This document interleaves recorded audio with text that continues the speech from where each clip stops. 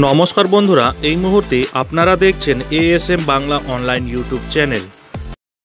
বন্ধুরা, ৬% সুদ সহ বকেয়া ভাতা দিতে হবে বাংলার সরকারি কর্মচারীদের।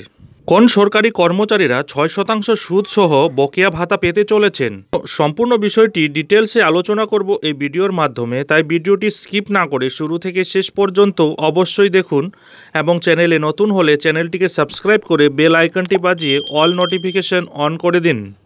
বন্ধুরা, বাংলার সরকার পোষিত বা সরকারি সাহায্যপ্রাপ্ত স্কুলের শিক্ষক বা শিক্ষিকাদের মুখে হাসি ফুটিয়ে বড় রায় দিল কলকাতা হাইকোর্ট।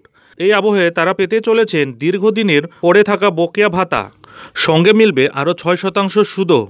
বন্ধুরা, স্বামী স্ত্রীর মধ্যে একজন বেসরকারি প্রতিষ্ঠানে এবং অন্যজন সরকার পোষিত বা সরকারি সাহায্যপ্রাপ্ত স্কুলের শিক্ষক বা শিক্ষিকা হলে এদের মধ্যে কোনো একজনই বাড়ি ভাতা বাবদ ভাতা পাবেন বলে ২০১২ সালে একটি বিজ্ঞপ্তি প্রকাশ করেছিল পশ্চিমবঙ্গ রাজ্য সরকার। কিন্তু সরকারের এই বিজ্ঞপ্তি ২০২১ সালে খারিজ করে দেয় কলকাতা হাইকোর্ট। তবে এখনও সরকারি স্কুলের শিক্ষকদের বাড়ি ভাড়া ভাতা দেওয়া হয়নি বলে অভিযোগ। এই আবহে গত কদিনে এমন ১৪ জনেরও বেশি মামলা করেছিলেন হাইকোর্টে।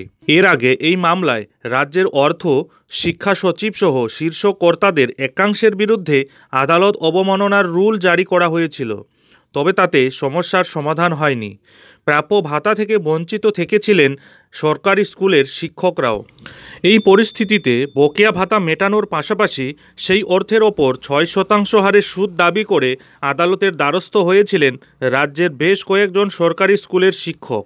এই মামলার পরিপ্রেক্ষিতেই যেন রাজ্য সরকারের কান মুলে দিল কলকাতা হাইকোর্ট। এই মামলায় সরকারি শিক্ষকদের পক্ষেই রায় দিল উচ্চ আদালত। বিচারপতি বিশ্বজিৎ বসু এই মামলায় রায় দিয়ে জানিয়েছেন, আগামী ৪ সপ্তাহের মধ্যে সরকারি শিক্ষকদের বকেয়া বাড়ি ভাড়া ভাতা মিটিয়ে দিতে হবে রাজ্য সরকারকে। সঙ্গে সেই বকেয়া অর্থের ওপর ৬% হারে সুদও প্রদান করতে হবে রাজ্য সরকারকে। মামলা চলাকালীন বিচারপতি মৌখিক পর্যবেক্ষণে বলেন, আদালত সরকারি বিজ্ঞপ্তি বাতিল করে দেওয়ার পরও কিভাবে বকেয়া টাকা মেটানো হয়নি তা বুঝে উঠতে পারছি না। এদিকে হাইকোর্টের বিচারপতি বিশ্বজিৎ বসু আরও জানিয়েছেন, ভবিষ্যতে এমন হলে জেলা স্কুল পরিদর্শকদের বিরুদ্ধে কড়া পদক্ষেপও করা হতে পারে। রিপোর্ট অনুযায়ী কিছু জেলায় নির্দেশ আংশিক কার্যকর হলেও অধিকাংশ ক্ষেত্রেই বকেয়া মেটানো হয়নি এখনও। এই আবহে নতুন করে এই নিয়ে মামলা হয় বিচারপতি বিশ্বজিৎ বসুর এজলাসে। যাই হোক বন্ধুরা, এখন এ পর্যন্তই। এই ধরনের পরবর্তী আপডেটগুলি ঠিক সময় মতো পেতে অবশ্যই চ্যানেলে চোখ রাখুন।